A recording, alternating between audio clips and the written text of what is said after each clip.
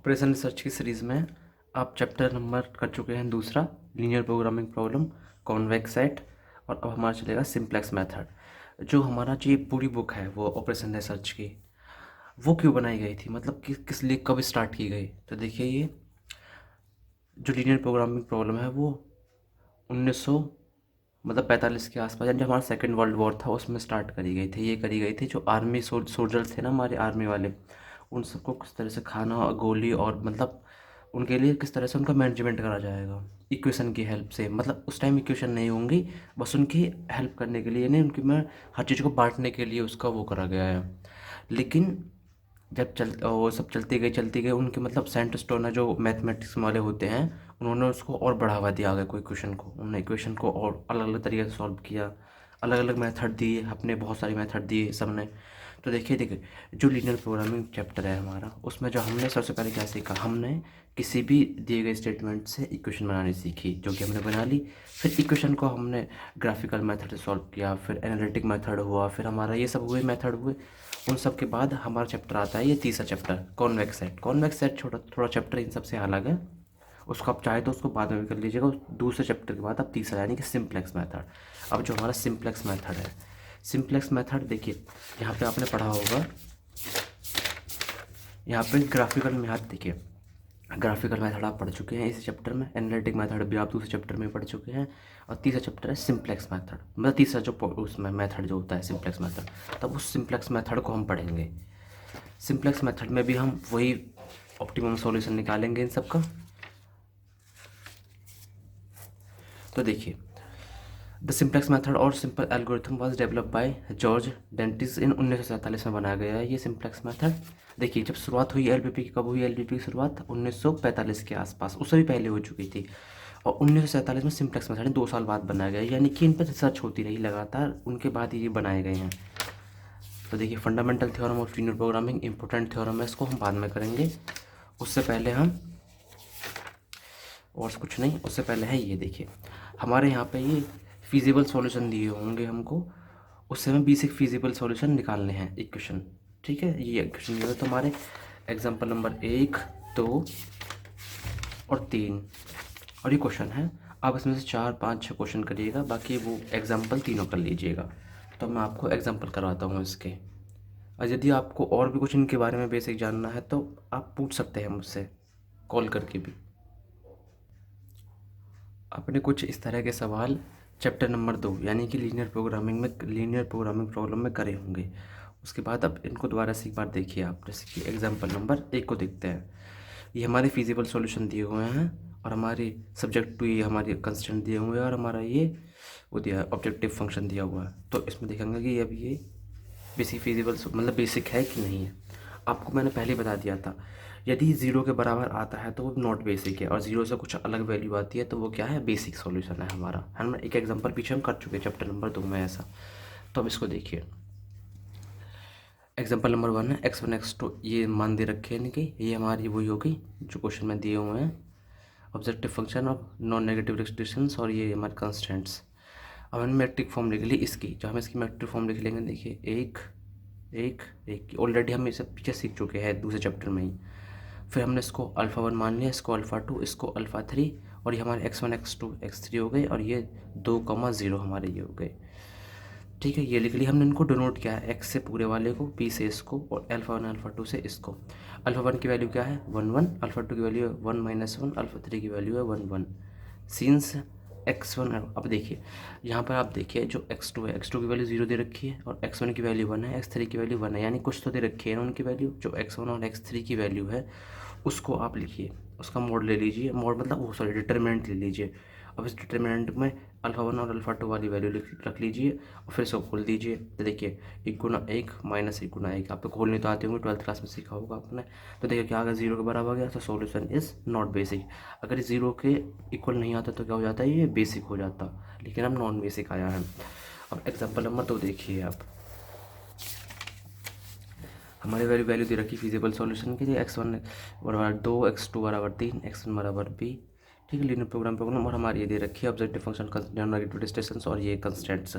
Find a basic feasible solution of the given feasible solution. दिए हुए feasible solution से basic feasible solution किस तरह से याद करेंगे देखिए आप। ये तो हमारी देर क्वेश्चन में दे रखी है, ये भी मैं क्वेश्चन में दे रखी है। देखिए है, आपको पता होगा एन क्या होता है हमारा, जितने हमारे यहाँ पर होती हैं, हमारे कितने वो दिए गए हैं कॉलम, 1 2 3, यानी x1 x2 x3 वाले, यानी कि 3, एन का मान कितना हो गया 3 होगा, और एम का मान क्या हो गया हमारा, हो गया एक इक्वेशन और दूसरी इक्वेशन, यानी 2 रो हैं इनकी, ठीक है, एम बराबर 2 हो गया। So number of non basic variables कितने हो जाएंगे, 3 - 2 बराबर 1, यानी कि एक हमारा 0 ज़रूर आएगा। Number of non basic variable बराबर 3 - 2, 3 - 2 बराबर 1, and one variable is zero, यानी कि एक वन वेरिएबल हमारे एक ज़ीरो होगा ही होगा। मैट्रिक्स फॉर्म लिख ली हमने इसकी, no matrix form of equation, इनकी मैट्रिक्स फॉर्म लिखने के बाद अल्फ़ा 1 अल्फ़ा 2 अल्फ़ा 3, और ये x1 x2 x3, अगर यहाँ पे x1 x3 तक गए हैं, और 11 और 14 हमारे ये हो गई। अब आप क्या करेंगे, देखिए इसकी मल्टीप्लाई इसमें करेंगे, x1 into alpha 1 x1 plus alpha 2 x2 plus alpha 3 x3 बराबर बी के बराबर हो जाएगा। तो देखिए alpha 1 x1 plus alpha 2 x2 plus alpha 3 x3 बराबर बी, इक्वेशन नंबर 1 डाल दीजिए। गिवन हमें जो फिजिबल सॉल्यूशन हमें गिवन थे कौन से से, x1 बराबर 2, x2 बराबर 3, x3 बराबर 1। आप मेरी मानो ना, इससे पहले आप जो चैप्टर नंबर 2 था हमारा, चैप्टर नंबर 2 को वापस से उनके क्वेश्चन को रिवाइज करना है एक बार और, जब इस इन पे यहाँ पे आना इन क्वेश्चन पे आपको अच्छा लगे, मतलब आपको जल्दी समझ में आ जाएगा फिर ये सब चीज़ें। तो देखिए फिर x1 की जगह हमने क्या रख दिया है, x1 का जो दिया हुआ मान है, जो फिजिबल सॉल्यूशन में दे रखे हैं, 2 अल्फ़ा 1 अल्फ़ा 3 और अल्फ़ा दिया हो गया बराबर बी के हो गया, इसे क्वेश्चन नंबर 2 डाल दीजिए। नाउ लेट, अब इसमें सॉल्यूशन के लिए हम इसको लेके चलेंगे, हमें सॉल्यूशन निकालना है ना, सॉल्यूशन के लिए अल्फ़ा बराबर a alpha plus b alpha 3। Alpha 1 का मान कितना था हमारे पीछे देखिए, आपको दिखाने में बड़ी प्रॉब्लम होती है यहाँ से। देखिए 2 और 3, यानी कि 2 और 3 ऐसे सेम अल्फ़ा 1 और यहाँ अल्फ़ा 2 और अल्फ़ा 3 की वैल्यू हम पीछे से देख लेंगे, उनको लिख देंगे। देखिए 2 3 1 1 और 4 5, ठीक है। बी इसकी मल्टीप्लाई इसमें भी होगी, इसकी मल्टीप्लिकेशन में भी होगी, आपने रूट पढ़ रखे होंगे मैट्रिक्स और डिटरमिनेंट क्लास 12th में। देखिए 2 और 3 और ये a प्लस 4b और ये a प्लस 5b, ठीक है। अब इसको इक्वेशन और इसके बराबर ले लेते हैं, इसका आपने उसमें रेशन प्रोपोर्शन में पढ़ रखा होगा ऑलरेडी है। a प्लस 4b बराबर 2, a प्लस 5b बराबर 3, इक्वेशन को सॉल्व कर लेंगे, b का मान 1 और a का मान -2 आ जाएगा, a का मान।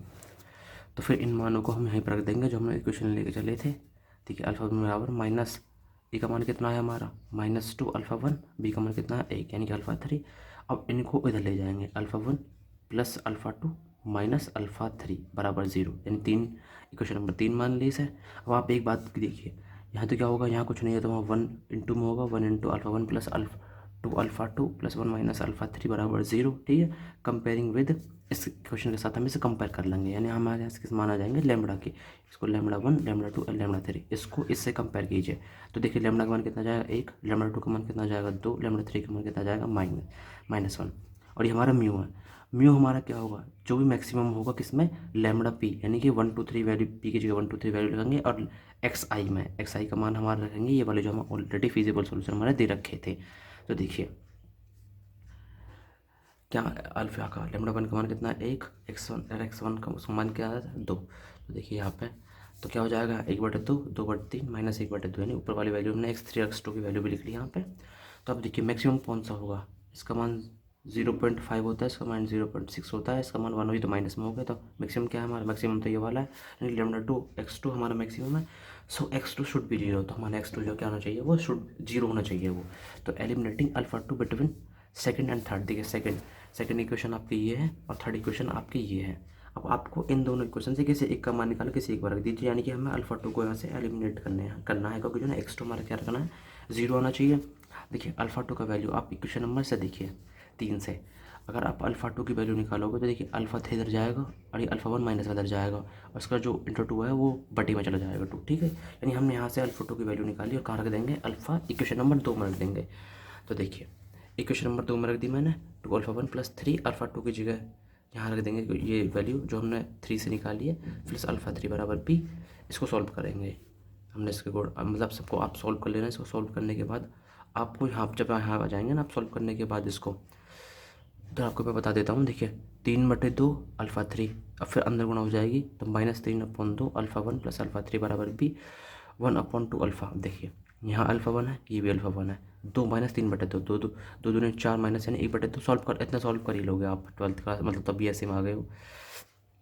तो 1/2 अल्फ़ा 1 प्लस 0, यहाँ अल्फ़ा 2 की वैल्यू नहीं तो हमने 0 अल्फ़ा 2 अपने पास से मल्टीप्लाई कर ली, उसमें 0 किया, लिख लिया 1/2 अल्फ़ा 3 बराबर b, कंपेयरिंग फर्स्ट विद 4। अब फोर्थ इक्वेशन क्या था मान लीजिए, देखिए फोर्थ ये तो फर्स्ट इक्वेशन है हमारी। अब फोर्थ इक्वेशन कौन सी थी हमारे, ये वाली जो alpha 1 x1 plus alpha 2 x2 alpha 3 बराबर b के है। इस वाले से कंपेयर करने के बाद हमारे x1 का मान 1/2, x2 का मान 0 और x3 का मान 5/2 आ गया है। ठीक है, अब हम चेक करेंगे कि हमारा बेसिक सॉल्यूशन है कि या नॉन बेसिक सॉल्यूशन है। तो देखिए 0 वाली वैल्यू तो 0 है, उसको नहीं लेते हैं, जो साइड वाली है उन वाली वैल्यू को ले लेते हैं हम। तो देखिए अल्फ़ा 1 अल्फ़ा 2 का हम मूल्य कर लेंगे, डिटर्मिनेंट कर लेंगे, तो 2/3 और 4/5 कौन सी वैल्यू है, ये वाली वैल्यू है अल्फ़ा 2 की, जो हमने पीछे सवाल में यहीं पे निकाल ली थी। देखिए यहाँ पे जो निकाली थी हमने, आपको दिख रहा, हाँ देखिए यहाँ पे। तो देखिए 2 पंजे 10 माइनस 4 थी 12, ठीक है, -2 आ गया जो 0 के बराबर नहीं है, सो सॉल्यूशन इज़ बेसिक। तो मैंने यहाँ लिख भी रखा है, अगर 0 के बराबर नहीं आता है तो बेसिक है, 0 के बराबर आता है तो नॉन बेसिक है। और यहाँ पर m बराबर बेसिक वेरिएबल होते हैं और n-1 बराबर नॉन बेसिक वेरिएबल होते हैं, जो हमने शुरू में लिख दिए थे पहले। अब हमारा है क्वेश्चन नंबर 5। क्वेश्चन नंबर 5 आपको दिखा देता हूँ मैं।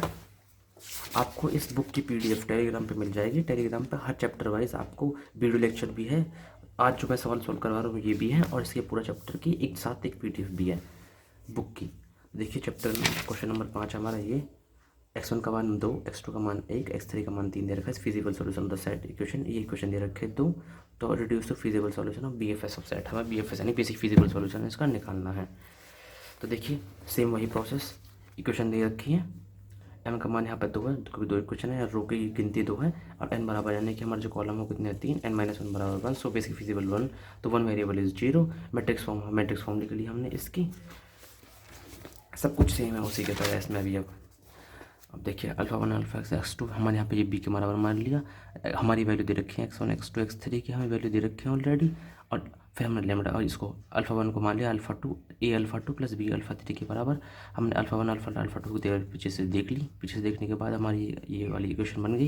इस वाली इक्वेशन को हमने इसके बराबर करा, इस वाली इसके बराबर करा, और इसको सॉल्व करने के बाद b का मान कितना आ गया -2, a का मान कितना होगा हमारा -1।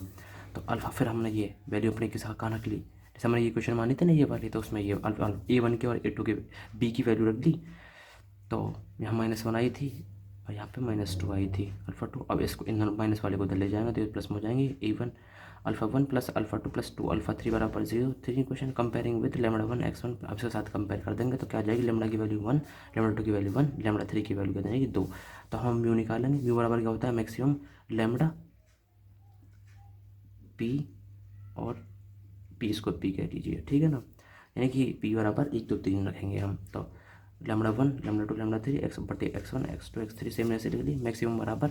अब हमने देखिए लेमड़ा 1 की लेमड़ा 2 की वैल्यू 1 अपॉन x1 की वैल्यू कितनी दे रखी थी सवाल में हमें, x1 बराबर 2, तो 1/2 ऐसे, फिर x2 की वैल्यू रख देंगे, x3 की वैल्यू रख लेंगे, ये आ जाएगी हमारे यहाँ पर।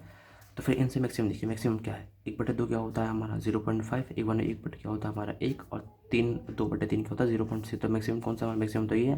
तो देखिए लेमड़ा 2 अपॉन x2 हमारा मैक्सिमम है, तो 1/1 बराबर 1, सो x2, तो x2 वाली पोजीशन पर आया ना यहाँ, x1 x2 x3 पर x2 वाली पोजीशन हमारी क्या है, मैक्सिमम है, तो x2 शुड बी 0 होना चाहिए, eliminating alpha 2 from first and second and third. तो सेम हम उसे ऐसे करेंगे कि यहाँ से देखो जो हमारी क्वेश्चन ये वाली दे रखी है ना, ये वाली जो क्वेश्चन आई थी हमारी, इससे ऊपर वाली क्वेश्चन को इसको, या फिर इसी को कह लीजिए, यानी कि क्वेश्चन नंबर 3 से, इक्वेशन नंबर 3 से हम इसको सॉल्व कर लेंगे, यानी अल्फा 2 का मान निकाल लेंगे, पुट कर देंगे कौन सी, इक्वेशन नंबर 2 में, इस वाली इक्वेशन नंबर 2 में हम इसको पुट कर देंगे। इक्वेशन नंबर 2 में पुट करने के बाद जब हमारी ये वाली वैल्यू हो जाएगी, जहाँ 0 अल्फा 2 हम पास है उसका पुट कर लेंगे, और कंपेयरिंग फर्स्ट एंड फोर्थ, अब पहले इक्वेशन को और फोर्थ इक्वेशन को हम कंपेयर कर लेंगे, जैसे x1 का मान ये बना जाएगा, x2 का मान 0, x3 का मान बना जाएगा। अब देखिए जो हम अब बेसिक है नॉन बेसिक है, हमारा सोल्यूशन ये जाँच करने के लिए हम क्या करेंगे, हमारी इसकी वैल्यू 0 दे रखी है x2 की, यानी कि इसको और इसको हम क्या कर लेंगे, डिटरमिनेंट कर लेंगे, यानी कि x1 का और यहाँ x3 का डिटरमिनेंट कर लेंगे। तो उसका पीछे से किन की वैल्यू रख के ऐसे देख लेंगे, ये -2 आई है जो कि हमारी 0 के बराबर नहीं आई है, तो क्या हो जाएगा हमारा सॉल्यूशन इज बेसिक सॉल्यूशन। और इसके बाद आप एग्जाम्पल नंबर देखिए, एग्जाम्पल नंबर 3 है, इसमें x1 x2 x3 x4, यानी x4 तक गई है वैल्यू हमारी, है ना। तो एक्स जो ऐसे क्वेश्चन होती हैं जिनमें हमारी 4 तक वैल्यू जाएगी, उनके लिए मैं आपको एक वो बताता हूँ। जहाँ तक 4 या फिर 5 वैल्यू जा रही है ना, उसके लिए हमें जो ना, जैसे कि हमने यहाँ पे ये वाली ली थी अल्फ़ा 1 ए अल्फ़ा 2 प्लस बी अल्फ़ा 3, है ना। ये हमें जो ना एक बार तो अल्फ़ा 1 ले लेनी है, फिर एक बार अल्फ़ा 2 और अल्फ़ा 3 में से किसी एक और के साथ लेनी है, क्योंकि हमें 2 मान आएंगे यहाँ पे हमारे निकल कर। तो देखिए, जैसे कि मैंने कुछ एग्जाम्पल नंबर 3 तो आप खुद ही कर लेना, मैंने एग्जाम्पल नंबर 4 का कराया है। एग्जाम्पल नंबर 4 को देखिए आप। x1 x2 x3 यानी x4 की वैल्यू में दे रखी है। ये हमारी क्वेश्चन है, मैट्रिक्स फॉर्म लिख लिया हमने इसकी। सब कुछ सेम उसी तरह सॉल्व करना है, सब कुछ ऐसे ही, यानी अल्फ़ा 1 अल्फ़ा 2। यहाँ पे देखिए, यहाँ पे x4 की वैल्यू कितनी जाएगी, 0 दे रखी है, तो क्या है अल्फ़ा 1 अल्फ़ा 2 अल्फ़ा 3 बराबर b, यानी ये आई हमारी जो 2 आई हमारी दो दूसरी question I. Now let alpha बराबर ए अल्फ़ा 2 प्लस बी अल्फ़ा 3। हमने सेम में से सॉल्व कर ली। बी का मान कितना होगा 1/2, ए का मान कितना होगा -1/2। अल्फ़ा 1 बराबर -1/2 अल्फ़ा 2 प्लस 1/2 अल्फ़ा 3। तो इसको हमने ऐसे इस तरह से लिख लिया। क्वेश्चन नंबर 3 हो गया। कंपेयरिंग विद इसके साथ कंपेयर करेंगे, जैसे लैम्डा 1 लैम्डा 2 लैम्डा 3 की वैल्यू निकाल लेंगे हम, और फिर हम म्यू का मान निकाल लेंगे। म्यू हमारा जो भी मैक्सिमम होगा, मैक्सिमम जैसे कि हमारा कौन सा है, x1 की वैल्यू हमारी कितनी है, क्या है ये मैक्सिमम, तो x1 मस्ट बी 0, हमारा x1 मस्ट 0 होना चाहिए। Eliminating alpha first from second. अब देखिए वहाँ पे पहले हम दूसरा वाला में क्या करा है, हमने अल्फ़ा 2 को रिमूव करा है, लेकिन अब क्या करेंगे हम यहाँ पे अल्फ़ा 1 को रिमूव करेंगे। तो अल्फ़ा 1 की वैल्यू निकाल लेंगे x2 और अल्फ़ा 1 की वैल्यू निकालेंगे अल्फ़ा 2 और अल्फ़ा 3 की उसमें उनकी उस बीच में वैल्यू निकाल लेंगे। तो पुट इन सेकंड इक्वेशन में पुट कर देंगे। पुट करने के बाद हमारी क्या आ जाएगी वैल्यू, x1 की बराबर 0, x4 बराबर 0, x2 बराबर 1/2, x3 बराबर 3/2। और इससे आगे सॉल्व आप खुद कर लीजिएगा इस सवाल को, मैंने करा नहीं है, आप लोग कर लीजिएगा, सॉल्यूशन आपको उस पर मिल जाएंगे। इस वीडियो लेक्चर में इतना ही, और जो अगली वीडियो लेक्चर होगा वो आपका होगा। वैसे ये सवाल जो ना इतने खास इंपॉर्टेंट है नहीं, आपकी इच्छा करे तो मतलब कर लीजिएगा। बाकी जो फंडामेंटल थ्योरम है वो इम्पोर्टेंट है, उसमें उसको मैं करवा दूँगा। और फिर अगला ये है आपका, ये है आपका सिंप्लेक्स मेथड। पूरा चैप्टर ही इसी चीज़ के ऊपर बेस है। वो कुछ क्वेश्चन वो वैसे ही थे, इतने खास नहीं थे। बाकी क्वेश्चन है आपके ये, first simplex table, second simplex table, मतलब हमने कभी दिए किस तरह से निकालेंगे इन सबको। इस वीडियो लेक्चर में तो नहीं, अगले वीडियो लेक्चर में आपको मैं वो सब सिंप्लेक्स मेथड सिखाऊंगा अब।